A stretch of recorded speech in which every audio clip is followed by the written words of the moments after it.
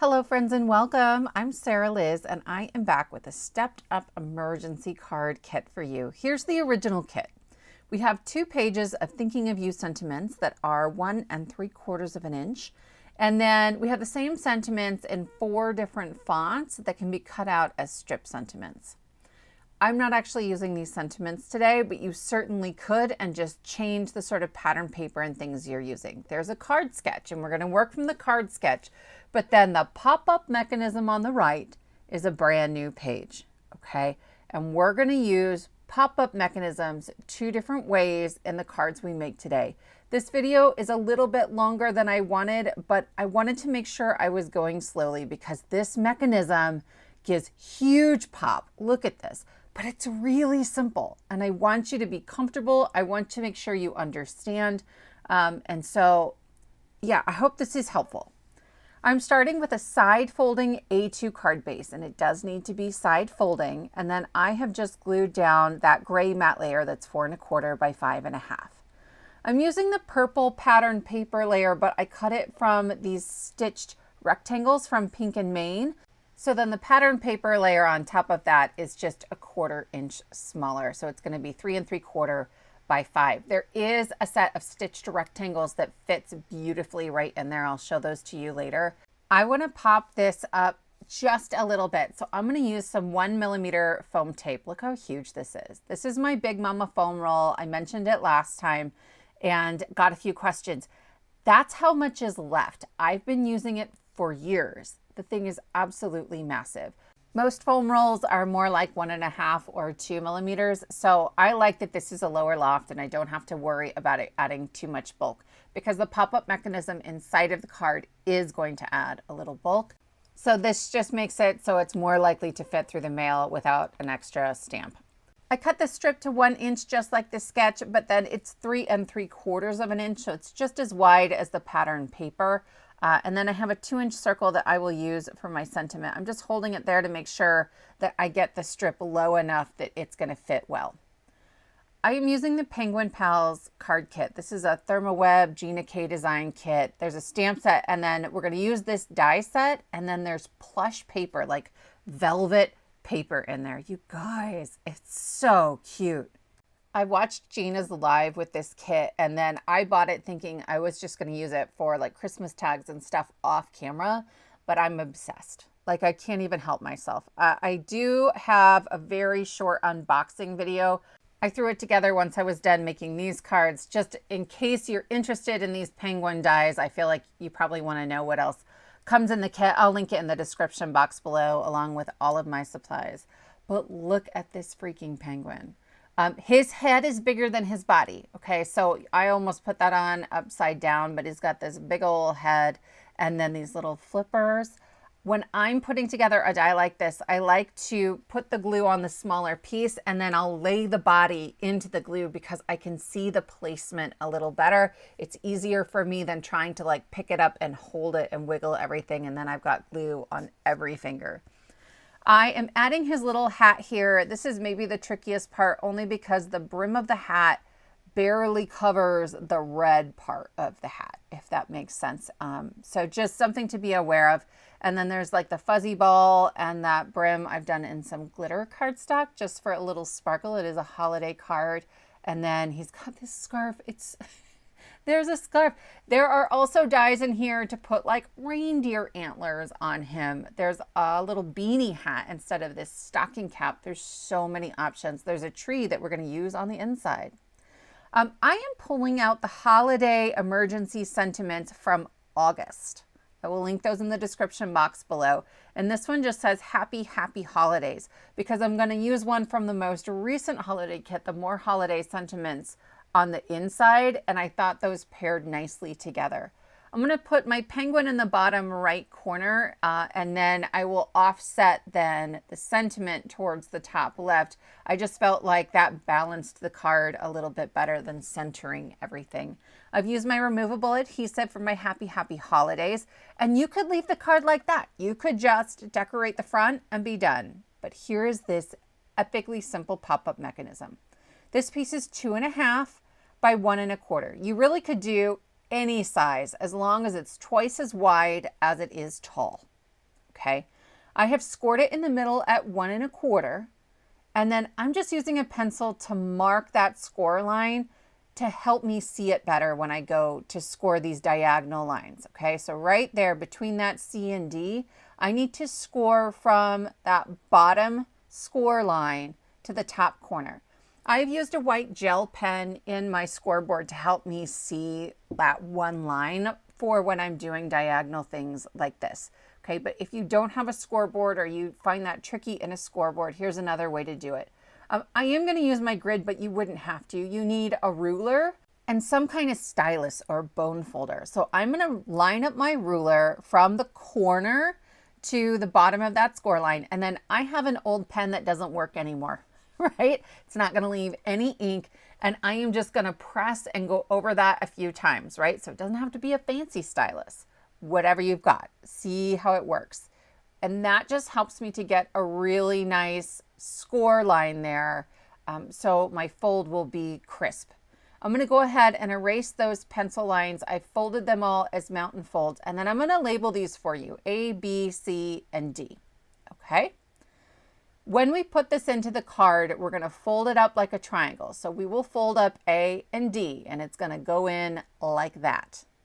But if I flip this over, sometimes my score lines aren't perfect, and you can see that A and D are kind of overlapping each other a little bit. That's a problem. So I just trim the tiniest little like wedge off the bottom. They're really small. Look at this. They're not very big. It doesn't even have to be that much, but just to make sure they're not overlapping each other.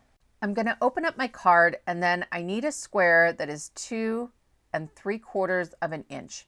You can cut this by hand, but I used a scalloped square die and then a stitched square die that coordinate together. They're both from Pink and Maine. But again, you don't have to use dies for this. You absolutely could just cut a square. I need to figure out where to put my mechanism. Okay, so I'm going to hold this square at the top, and I've lined up the corners right along that top edge. Okay. Then I'm going to fold back A and D. That's how we're going to glue it in there. And I'm just trying to line it up so that it's right along the score line. Okay, we're going to glue it in with the score line of the card along the score line of that triangle. And then I want those bottom tips of the triangles to match up. I'm going to use my pencil just to mark that because I am going to pull that square out of there. Then I'm going to add glue to A and D. I'm just coloring over them with a pencil. You don't have to label your little triangles on here. You don't have to color in the pencil lines. I just want to make it really easy for you to see. I am adding glue all over those penciled in areas. All right. It looks like a lot, but it's a really thin amount that goes all the way to the edges. This is the only thing holding that pop up in our card. Okay. So I'm going to fold back the 2 corners where we added glue, and I'm going to hold it with my finger. I'm going to show it to you here in a minute. Okay. Yes, I'm getting a little glue on my finger, but it's important to hold those. I'm going to place the tip of that triangle right on the pencil mark that I made. And then I'm going to lay this down so that the 2 score lines overlap each other, right? That score line between B and C lines up with the score line of my card. And when I go to close this, which I want to do while the glue is still wet, when I go to close it, you'll see that triangle kind of pop out. It's really important to open and close your card and test your mechanism before you go any further. The wet glue also gives you a little bit of wiggle room when you go to open and close in case it's not quite in there right. I am going to add my square by adding glue to only one of these triangles. It doesn't really matter which one, but only one. If you add it to both, then your card won't close. Okay, so there it is. I've got glue all over. For me, this was triangle C. Then I'm going to line up my square with the triangle. It's really, really important that it not overlap the triangle. I'm showing it to you here. If it goes outside that triangle, it will not close. Okay, but mine is, and you can see it just sort of folds down into there, and that's our pop-up mechanism. It's totally done. Now we're just decorating. This is my favorite version of the mechanism. I'm actually giving you 2 versions of it in the printable. The second one is maybe a little more beginner friendly, but this one allows you the option to place that mechanism really anywhere you want along that score line in the middle of the card. You can also change the size of this square that we used. So you could have something smaller popping in and out, or if you have a larger card size, you could do a larger square. 2 3/4, maybe 3 inches is about as big as you can get in an A2. Otherwise, when you close the card, it's going to be sticking out the side. But definitely experiment. I use my removable adhesive all the time, the same one I use for my sentiments, to double check when I'm designing things like this. There's lots of ways to go about it. For the inside, I'm going to add a strip sentiment that says, "Sending a spark of Christmas magic your way." And this is about 1/4 inch. And I just trim off either side using the finger guard to try to make sure my margins are the same. This one barely fits inside that square, but it fits, right? And then I'm going to add this onto a 3/8 inch strip of that same sort of dark teal cardstock. And then I'll just trim off that fourth side in tiny little slivers until that margin looks the same as the others. When I was adding my tree, I was really careful to make sure the tree didn't overlap that bottom right edge of our square or diamond, okay? Because that's where we're attached to the card. That's got to fold. I'm doing the same thing with my sentiment and making sure every time I add something, making sure it will fold and close the way I want it to. I wanted to add a ton of tiny ornaments to this tree. There's an ornament die in the Penguin Pals kit because that's where the tree comes from, is that same kit. But these are smaller. I used a die from Dress My Craft that just cuts a bunch of circles into a slimline panel. I added them with some glue, and that finishes up our card, right? It's got incredible pop. It's a very simple mechanism, right? It closes up and no one would know. With just one in there, there's not even a whole lot of bulk added, just a little. It should still go through the mail just fine. But this time we're gonna add 2. And I love this card so much. It's so funny to me. Yippee Pie Yay, are you kidding? It's important to note that the mechanisms are fundamentally the same, but there are some important things we have to do to make sure it will open and close correctly. To get started, I have cut a stitched rectangle from my Pink and Main set again. And then I'm using this stencil that also comes from the Penguin Pals card kit. This is the dark horse of the kit. I love this stencil so much. I can't even get over it. This is cookie dough lunar paste. This is the newest color, or one of the newest colors that came out. I will say my sponge applicator is very slightly damp because I had just cleaned it out, and I think that helped here. So it was nice and thin, and I could just pounce it in through the stencil. It's a super thin layer. You could use a palette knife if you wanted, but then it would be more opaque, and I wanted it just to be a sparkly accent on that piece. You could use pattern paper instead. So I have my sketch. Here's my 4 1/4 by 5 1/2. And then I have a scallop rectangle and a stitched rectangle. And that is going to be the dark matte layer and the pink pattern paper layer. They're the same sizes as what's in the sketch. I used a Concord and 9th die for that sort of stitched pattern in the background. I think I used that a video or 2 ago. I love this thing. It's so good. It's so good, you guys. And then I used the Pink and Main scalloped and stitched rectangles for this card as well. I just picked up the Pink and Main sets. I've had the square scallop stitched combo for a while, and then this is the rectangle one. I bought them from Pink and Main because they were the cheapest, and they're supposed to go together. So when you lay this stitched rectangle on top, the scallop just barely peeks out from behind it, and I love that.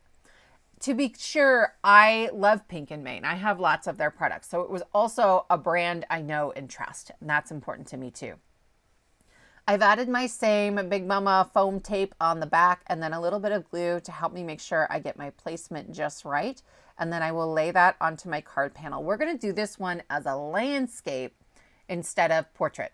I'm using these 2 die sets from Photoplay. Here are the pies, and you get 3 different kinds of pies in the one set. And then the Yippee Pie Yay, I nearly lost it giggling when I first saw that. It's so funny to me. And I love that Photoplay has a really great price point. I don't know if it's because they don't sell direct or what it is, but their stamps, their dies, are more affordable than some brands. Nothing against other brands or more expensive brands. I love their stuff too. But if I can get a bargain, I want a bargain. I did a little bit of ink blending off camera because I knew this was going to be long. So I'm just assembling the little pieces of my pie, and then we're going to work on our sentiment. So I showed you these last time. I'm completely obsessed, you guys, and realizing all the different ways you can put these together. So you can stack the stitched rectangles on top of the scallop rectangles, a lot like our little background pieces we've been putting together. If you were cutting out like a stamped sentiment, then there's a strip die that will cut that out too. Instead, I'm using It's Deck the Halls, Not Your Family. My kids think this one's hilarious. And instead of trimming this to perfectly fit, I laid it centered on my strip, and then I sort of finger pressed on either side to create that fold line. So it's going to wrap around the edges. Then I pulled it off and I really folded it hard to get that score line to crease really well. But I also made sure that the sort of tails, the feet that are back behind that I'm gluing down now, to make sure that when they were folded, that they lined up perfectly with the rest of the sentiment, right? So that my score line is straight. Okay, on the right is the Big Mama foam roll. And then this one is from scrapbook.com. This is the 1mm foam tape from them. I like them both, right? The price point on this one is a lot lower. It's a 1/4 inch wide, where the Big Mama roll is a 1/2 inch wide, but it's a lot smaller. Like, you're just getting a lot less foam tape. I like them both. I'm going to use them both, right? I didn't want to have to cut the Big Mama roll down the middle and make a smaller strip. So I've used the scrapbook.com one for lots of small things, and I think it's really handy. I went ahead and added those onto my front panel, and now we're going to work on the inside. I have 2 squares that are 2.5 inches, and then I have 2 mechanisms because we're doing a double pop-up. These are 3.5 by 1 3/4 inch. Like I said earlier, I think this is slightly easier for a beginner. I am scoring them the same way. So right down the middle at 1 3/4 inch. And then I'm just using my pencil to mark the bottom of that to make it easier to see on my scoreboard. And then I will score diagonally from that pencil mark at the bottom up to each of the corners. So I'm making a sort of V with my score lines. And you can see the piece on the right has those score lines marked out in pencil, and then they're labeled A, B, C, and D. So I'm going to do that twice, so we have the same mechanism. When we go to put this into our card, remember last time when we added our square, we added our glue to C. Whichever triangle you're adding your glue to, B or C, it just needs to be the same if you're going to add 2 of these. I'm going to fold these like mountain folds along all of the score lines. And like before on the back, I'm checking to see if they're overlapping at all. One of mine did, one of mine didn't. I want to trim them all the same. It doesn't hurt anything to trim it. Once those are ready, I'm going to bring back in card 1 to kind of remind us of how we installed that one, because we'll install the first one kind of the same way. So I'm going to open it up, right? It pops up and you can see back there was triangle B. That's the triangle where we didn't put any glue. So I turned my landscape card as if it were portrait, and I'm going to open it up. I'm bringing in my square, and I am lining up the 2 points right along the top. And then I'm going to go ever so slightly higher than that, just slightly above it. And I'm going to mark that bottom tip on the fold of the card with my pencil. This is going to help me to install. I will tell you right now, this is my least favorite way to install a mechanism, but for some people it might work better. We are going to add the square to the mechanism before we install it in the card, okay? So we're adding glue only to triangle C. This is the same triangle we added glue to before. What I like about this method is that it really helps us to get the mechanism and the square lined up perfectly. Okay, so you can see the glue there. Please ignore the fact that I have already ripped this mechanism out of my card. I'm sort of showing you how it's messed up on the back there. I'm keeping an eye on it, but you won't have to do that. Okay, so I'm folding back A and D. That's how it'll be in the card. And then with my wet glue, I can kind of wiggle this and make sure that the folds of the mechanism, those diagonal folds, are lining up with the bottom of my square, my diamond. When I go to add this to my card, I'm going to add glue to A and D. I'm flipping it open. You can see B is accessible. Do not put glue on B. Only A and D. So I'm going to scribble that in. I'm going to add my glue to those two triangles. When I go to fold A and D back, what you're going to notice about this second pairing is that that mechanism is exactly half of our diamond. You see that? And so it kind of helps you with placement. I'm going to hold on to that, and then I'm going to turn my card sideways. And when I set this down, I want to make sure that the bottom three corners of my diamond are lined up with my card. I'm actually using my grid line too, just as like a precaution, but I'm laying down the bottom corner right on that pencil dot we made, and the other two side corners right along the top of my card. I'm double checking the top point with my grid mat, but really that's me being overly cautious because I've already torn it out of my card once.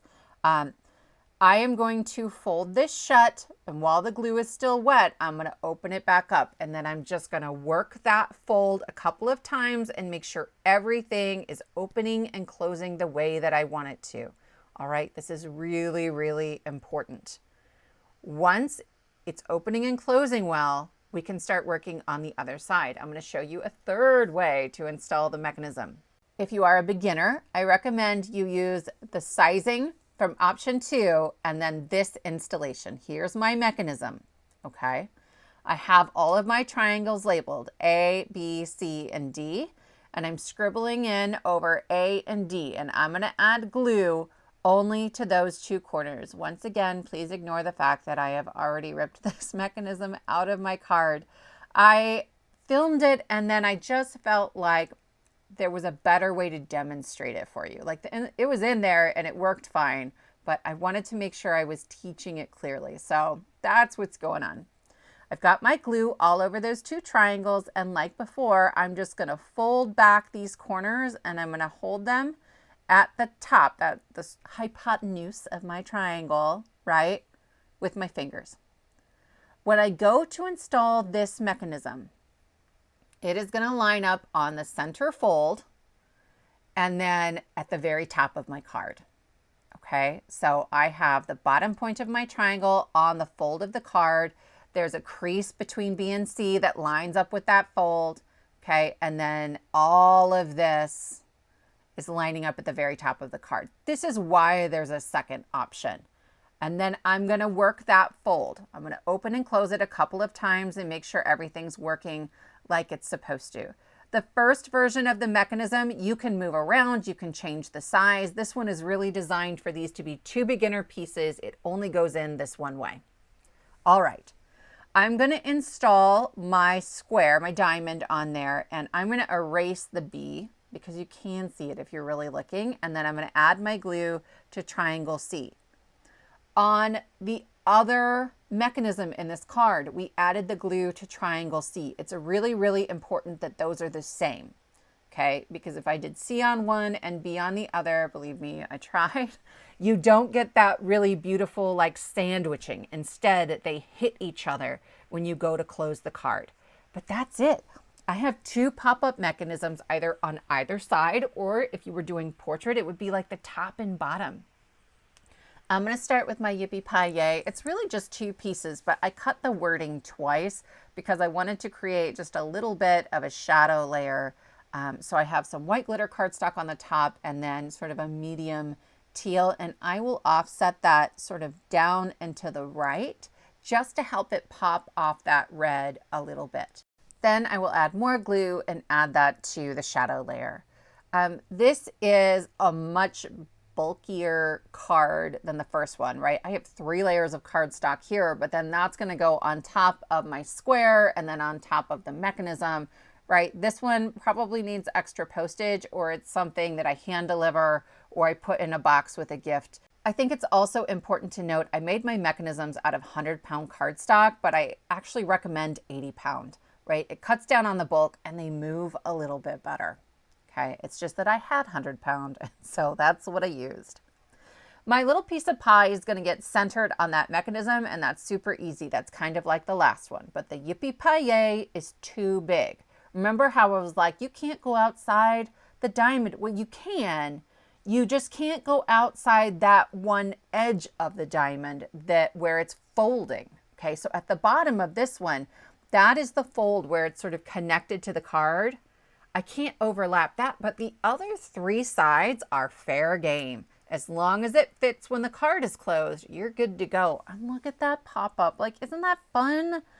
I'm going to be making a ton of pop-ups. Let me know if you want to see more versions of this pop-up mechanism. I just think it's really simple and it's a super ton of fun and people are going to be so impressed. Please give this a try. I promise it's totally worth it. That finishes up our 2 card projects for today. I would love to know which one is your favorite. If you're interested in the free printable, all I ask is that you subscribe to my channel. It is completely free to do so, and it helps me out tremendously. So hit the subscribe button, and then you'll find instructions for the download in the description box below the video. Thank you so much for spending your time with me. I hope you give this a try. I'll see you next time.